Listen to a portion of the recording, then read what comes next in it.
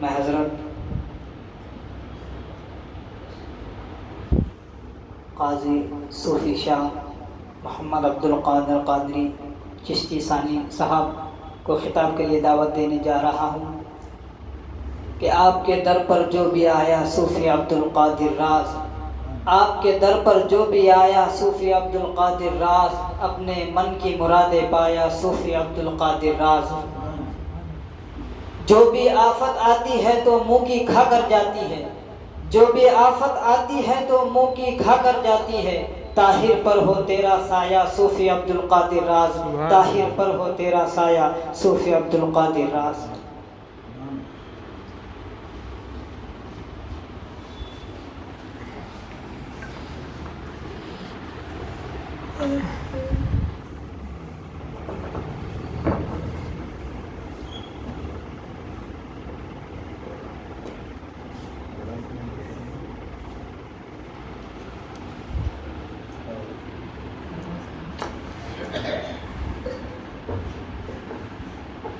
السلام علیکم ورحمۃ اللہ وبرکاتہ۔ الحمد للہ نحمده ونستعینه ونستغفره ونؤمن به ونتوکل علیہ ونعوذ باللہ من شرور انفسنا ومن سیئات اعمالنا، من يهده الله فلا مضل له ومن يضلله فلا هادي له، ونشهد أن لا إله إلا الله وحده لا شريك له، ونشهد أن سيدنا ونبينا مولانا محمدا عبده ورسوله، أما بعد فقد قال الله تعالى في القرآن المجيد والفرقان الحميد، فأعوذ بالله من الشيطان الرجيم، بسم الله الرحمن الرحيم، ألا إن ولي الله لا خوف عليهم ولا هم يحزنون الذين آمنوا وكانوا يتقون، صدق الله العلي العظيم وصدق رسوله النبي الكريم، ونحن على ذلك لمن الشاهدين والشاكرين والحمد لله رب العالمين۔ حاضرین کرام، رب تبارک و تعالیٰ کا ہم گناہگار بندوں پر لاکھ لاکھ فضل و احسان ہے کہ خالق کائنات نے ہمیں ایمان کی عظیم دولت سے سرفراز کیا، اور ساتھ ہی ساتھ حضور پاک رحمت عالم نور مجسم علیہ الصلوۃ والسلام کی امت میں خالق کائنات نے ہمیں مبعوث کیا، اور عقائد اہل سنت الجماعت کے پرچم تلے ہمیں رکھا۔ ہم کو اپنے رب کے ایک ایک انعام پر شکر گزار رہنا چاہیے۔ آج آپ اور ہم جس مقدس ترین و بے مثال ہستی کی یاد منانے کے لیے یہاں پر جمع ہوئے ہیں، وہ ہستی شہریان حیدرآباد کے لیے، حیدرآباد دکن کے لیے کوئی محتاج تعارف نہیں۔ شیخ الاسلام عارف باللہ حقیقت آگاہ حضرت علامہ حافظ شاہ محمد انوار اللہ فاروقی قادری چشتی صابری فضیلت جنگ علیہ رحمہ بانی جامع نظامیہ کا شمار ایسی مبارک مقدس ہستیوں میں ہوتا ہے جو مجدد وقت رہے، وقت کے مجدد رہے۔ آپ نہ صرف عالم دین بلکہ آپ عالم دین ہونے کے ساتھ ساتھ صوفی باصفا بھی ہیں، فقیہ بھی ہیں، محدث بھی ہیں، ساری خوبیاں آپ کے اندر جمع ہیں۔ حضرت شیخ الاسلام کا اس مہینے کی 29 تاریخ کو یوم مثال عرص سراپا قدس جامع نظامیہ میں ہر سال بسط عقیدت اور احترام منایا جاتا ہے۔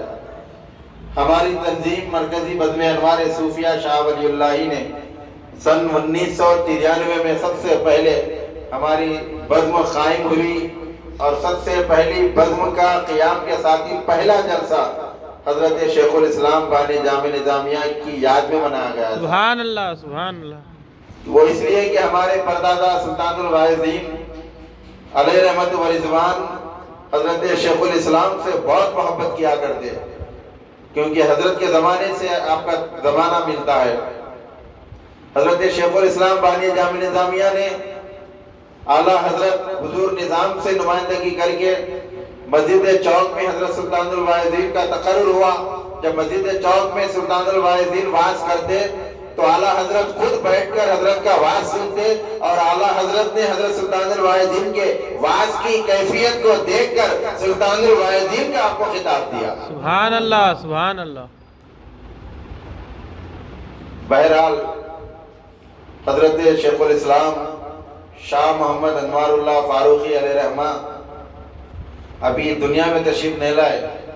آپ کی والدہ ماجدہ کے خواب میں آپ کی ولادت سے پہلے ہی آپ کو بشارتیں ہونے لگی کہ آپ کو جب ناندیڑ کی سرزمین پر ایک یتیم شاہ مجذوب نام کے بزرگ وہاں پر آرام فرما رہے ہیں، بھی حضرت یتیم شاہ مجذوب کے پاس سے بھی آپ کی والدہ ماجدہ کو یہ اشارہ ملتا ہے کہ آپ کو ایک لڑکا پیدا ہوگا، نہ صرف وہ لڑکا عالم ہوگا بلکہ وہ دین اسلام کی شمع روشن کرنے والا ایک عظیم مبلغ اسلام بھی ہوگا۔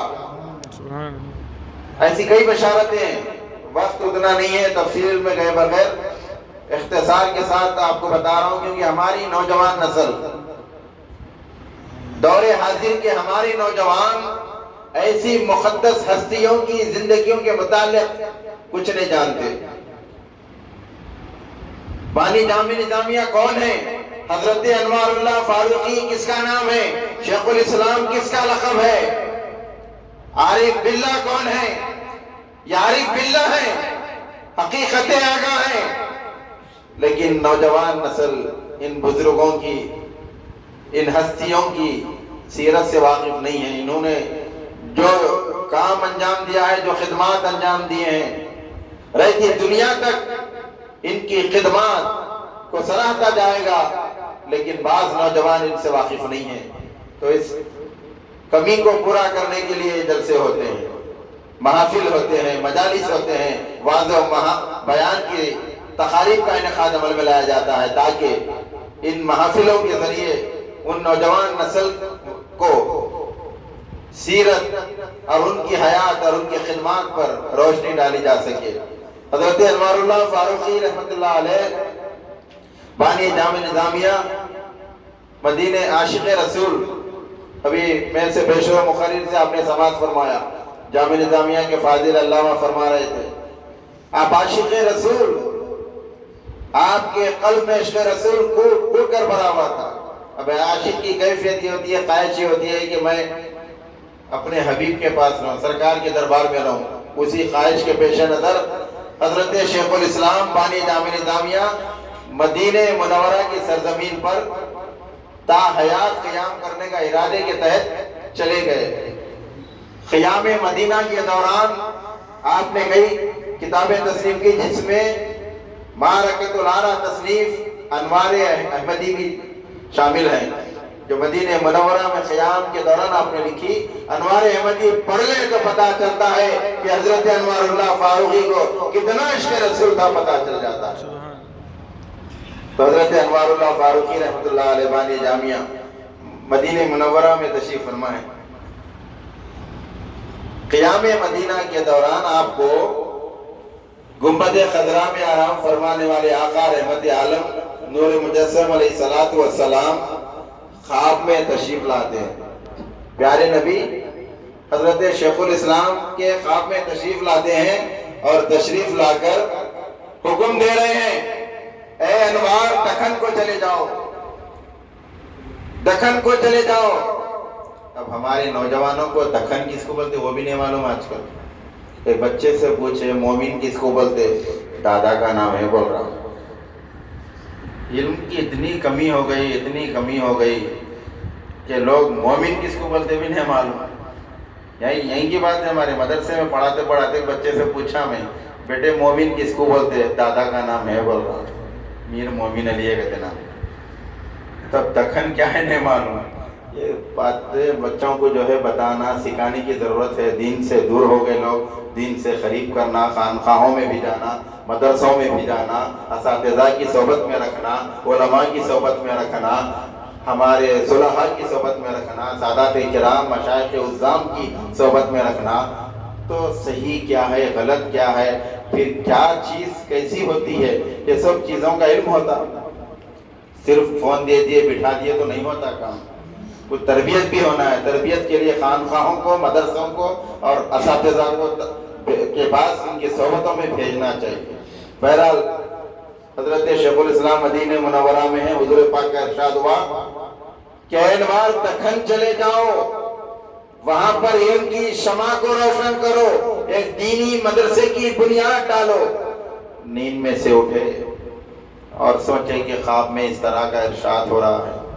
پھر اس کے بعد دوسرا دن آیا، دوسرے دن پھر اسی طرح کا خواب آپ دیکھتے ہیں. اے انوار دکن چلے جاؤ، جا کر دین کی تبلیغ کرو، دین کا ایک ادارہ قائم کرو.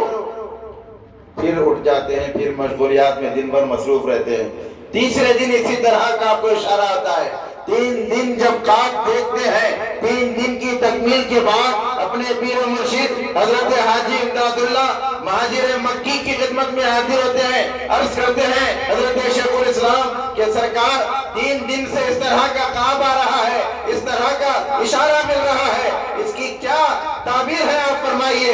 آپ کے پیر و مرشد فرماتے ہیں آپ فوری مدینہ منورہ سے چلے جائیں، دکن کا رخ کریں اور وہاں پر جا کر مدینے میں آرام فرمانے والے آقا نے آپ کو یہ حکم دیا ہے کہ دکن جاؤ اور وہاں جا کر ایک دینی مدرسہ قائم کرو. دکن جا کر دینی مدرسے کی بنیاد ڈالو. حضرت شیخ الاسلام پیارے نبی کے حکم پر حیدرآباد دکن آتے ہیں اور جامع نظامیہ کو قائم کرتے ہیں. سبحان اللہ سبحان اللہ. تو یہ جامع نظامیہ جو قائم ہے حضرت شیخ الاسلام نے اپنی مرضی سے قائم نہیں کیا، بلکہ گنبد خضرا میں آرام فرمانے والے آقا و مولا کے حکم مبارک پر آپ نے قائم کیا. سبحان اللہ سبحان اللہ.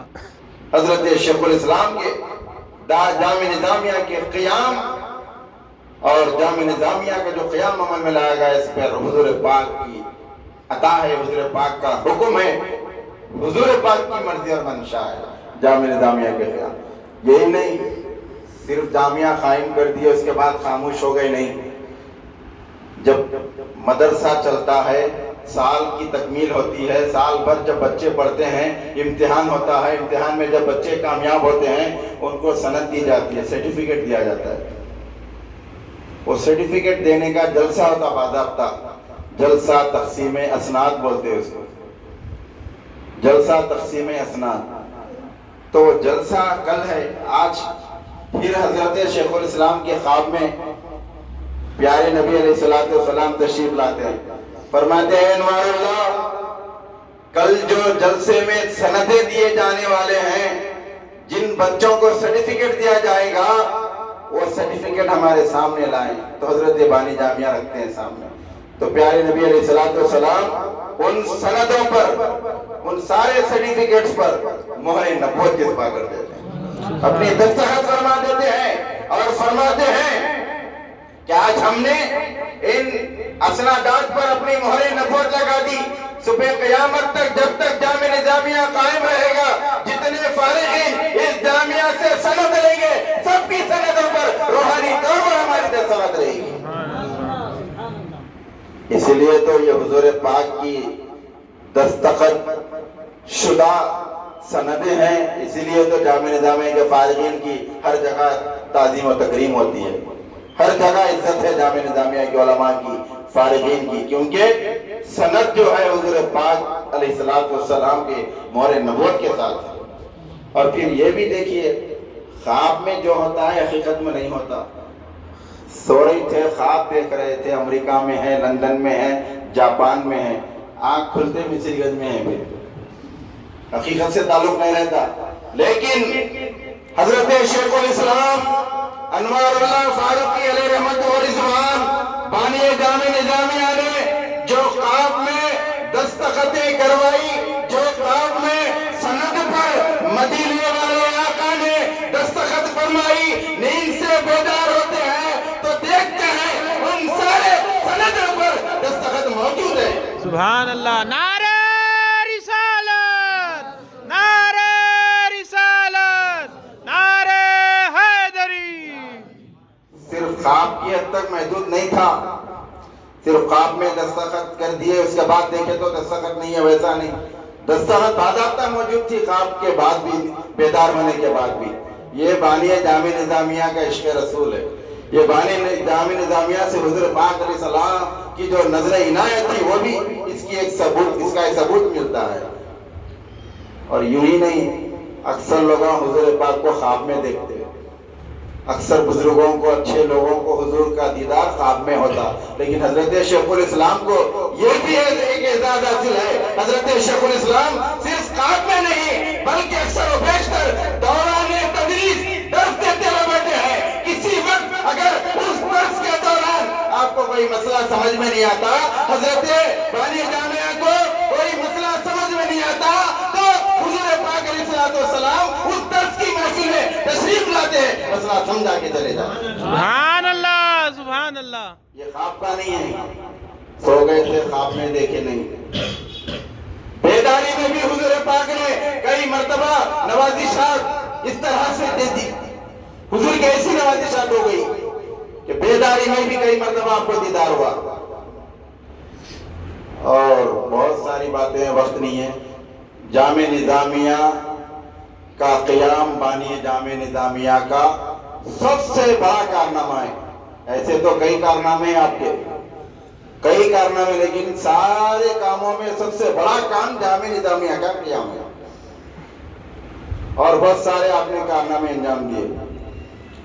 شادی ہوتی، نکاح ہوتا ہے. اس زمانے میں باضابطہ میرج سرٹیفکیٹ کا لزوم نہیں تھا. جو سیانامہ دیا جاتا ہے شادی ہونے کے بعد، نکاح ہونے کے بعد، دلہن والوں کو لال کاپی دی جاتی ہے، دلہے والوں کو ہری کاپی دی جاتی ہے. یہ لزوم نہیں تھا پہلے. صرف زبانی طور پہ گواہوں کو رکھا جاتا، نکاح ہو جاتا، اس کے بعد ادھر کے ادھر چلے جاتے. اس سے ہو رہا کیا تھا؟ کوئی ثبوت نہیں ہونے کی وجہ سے بعد میں کچھ مسائل پیدا ہو رہے تھے. اب کیا مسائل ہو سکتے آپ اندازہ لگائیں. ثبوت، نکاح کا ثبوت نہیں ہونے سے جائیداد کے مسائل میں کچھ پرابلمز آ رہے تھے اور بہت سارے مسائل ہو رہے تھے.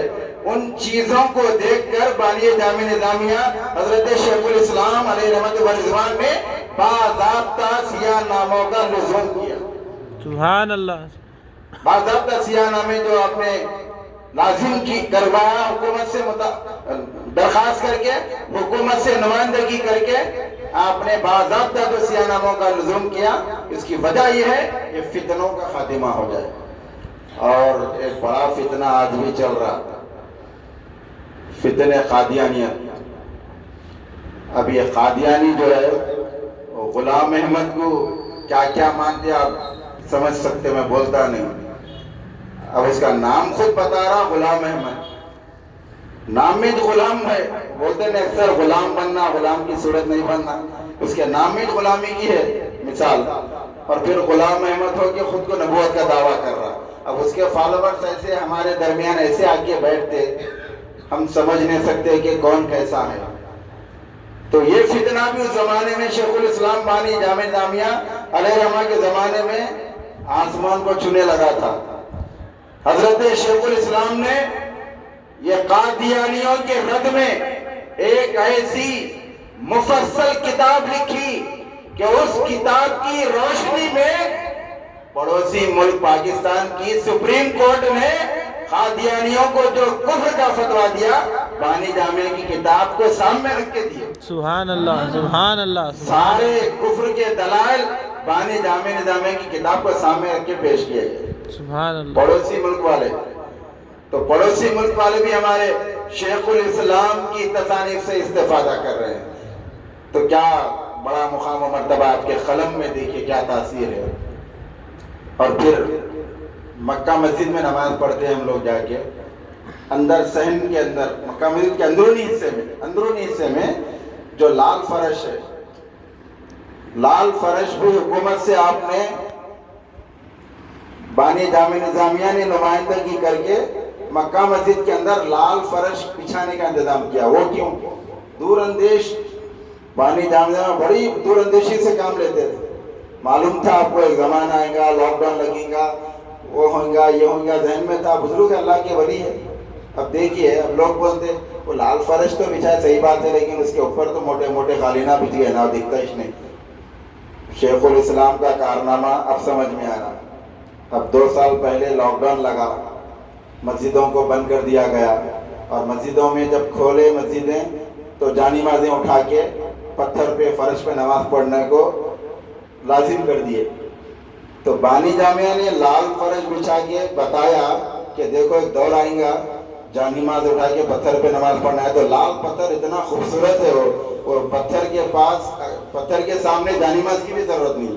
سبحان اللہ، تو آج معلوم ہو رہا بانی جامعہ نے دور اندیشی سے مکہ مسجد میں جو لال فرش کا انتظام کیا تھا، بغیر جانماز پہ بھی اس پہ نماز پڑھے تو جانماز سے بھی اچھا مزہ آئے گا، لطف آئے گا سبحان اللہ، نماز سبحان پڑھنے کا۔ اللہ۔ اور اکثر و بیشتر جامع نظامیہ کا فیض کس کو ہے؟ جامع نظامیہ کا فیض ہر ایک کو ہے۔ ہم گوشت کھاتے ہیں، چاہے بڑے کا ہو یا چھوٹے کا ہو۔ جو کمیلے ہوتے ہیں، کمیلوں میں ایک آدمی مقرر رہتا، اس کو ملا بولتے ہیں۔ ملا بولتے یہ جادو ٹونا ملامت والے ملا نہیں، ویسے ملا بھی ہوتے ہیں آج کل۔ تو یہ ملا بولے تو ذبح کرنے والے کو بولتے ہیں۔ تو ذبح کرنے والے بھی کون؟ حضرت شیخ الاسلام نے باضابطہ اس کا ایک کورس رکھا جامع نظامیہ میں۔ وہ کورس کی جو تکمیل کرے گا اس کا امتحان ہوگا، امتحان میں کامیاب ہوگا اس کو سند دی جائے گی۔ جس کے پاس یہ سرٹیفکیٹ ہے اس کو وہ مسلخ میں جو کمیلہ ہوتا ہے وہاں نوکری ملتی ہے۔ سرٹیفکیٹ دیکھ کے ہی نوکری دیتے وہاں ذبح کرنے والے کو، سب کو نہیں دیتے، کیونکہ اگر سب کو نوکری دیں گے تو اسلامی طریقے سے جیسا ذبح کرنا ہے ویسا نہیں کریں گا تو پھر حرام حلال میں تمیز نہیں رہتی۔ اس لیے شیخ الاسلام نے حرام حلال کی تمیز کے لیے اس کو مد نظر رکھتے ہوئے باضابطہ ملا کا تقرر کا امتحان مقرر کیا، ایک کورس رکھا، اس کورس کو تکمیل کرنے والے کو ہی نوکری دی جاتی ہے۔ تو ہم گوشت کھا رہے ہیں آج، چاہے بڑے کا کھاؤ چھوٹے کا کھاؤ، گوشت بھی کھا رہے تو بانی جامعہ کا فیض مل رہا ہم کو۔ وہ کیسے؟ آپ کی سند لے کے، سرٹیفکیٹ لے کے، آپ کا دیا ہوا کورس تکمیل کر کے ان کو نوکری ملی، وہ اسلامی طریقے سے ذبح کر۔ تو الحمدللہ حلال گوشت ہم کو مل رہا ہے، یہ بھی شیخ الاسلام کا کارنامہ ہے، یہ بھی بانی جامعہ کا فیض ہے۔ ایسے کئی کارنامے ہیں جو حضرت شیخ الاسلام نے انجام دیے۔ ہر جمعہ کو مختلف بڑی بڑی مسجدوں میں وعظ کی محفلیں آپ نے شروع کروائی۔ وہ کیوں؟ تاکہ نوجوان نسل کو، نئی نسل کو دین کے بارے میں، اسلام کے بارے میں وقفیت ہو سکے، معلومات ہو سکے۔ بڑے بڑے اکابرین کو، مشائخ کو، علماء کو آپ نے بڑی بڑی مساجد میں تقرر کیا تھا۔ پھر آپ صرف عالم، صوفی، بزرگ نہیں، اس کے ساتھ ساتھ کیا تھے حضرت بانی جامعہ؟ اعلیٰ حضرت کے دور حکومت میں گورنمنٹ کے اندر منسٹر کا پوسٹ تھا آپ کا، کیا تھے؟ وزیر امور مذہبی تھے آپ، امور مذہبی کے وزیر بھی تھے آپ، منسٹر تھے حضرت شیخ الاسلام۔ لیکن تفصیلات میں گئے بغیر کبھی ناجائز اور حرام چیزوں کے لیے آپ نے کمپرومائز نہیں کیا، کبھی بھی کمپرومائز آپ نے نہیں کیا، ہمیشہ ایمانداری، دیانتداری سے آپ نے کام کیا۔ اور پھر آخری بات عرض کر کے اپنی بات ختم کرتا ہوں، کیونکہ انعام خان حضرت بھی آئے ہیں، دف پہ بہترین پڑھتے ہیں، میرے افروز صاحب ذرا دیر سے آئے، مگر بہرحال حضرت شیخ الاسلام کی خاصیت یہ تھی، اکثر و بیشتر نماز کو جاتے تھے۔ یہ بات بڑے غور طلب ہے، غور سے سنیے، اہم بات بول رہا ہوں۔ یہ سب نظامیین حضرت شیخ الاسلام کا فیض پا رہے ہیں، الحمدللہ آپ لوگ کو بھی شیخ الاسلام کا فیض مل رہا ہے۔ میرے بچپنے کے دوست، جامع نظامیہ کے ساتھی ہمارے کوثر صاحب یہاں بیٹھے ہیں، ان کے 2 بیٹے حافظ قرآن میں الحمدللہ، سبحان اللہ۔ میں مبارکباد دیتا ہوں۔ ہمارے باسط صاحب بھی جامعہ کے ساتھی ہیں، ان کے بھتیجے بھی حافظ قرآن میں۔ آج 3 نئے حافظوں کی گلپوشی بھی ہم رکھیں گے انشاءاللہ۔ جامعہ کے نائب شیخ علامہ سیف اللہ صاحب آنے والے ہیں، انشاءاللہ حضرت کے ہاتھ سے گلپوشی کرائیں گے۔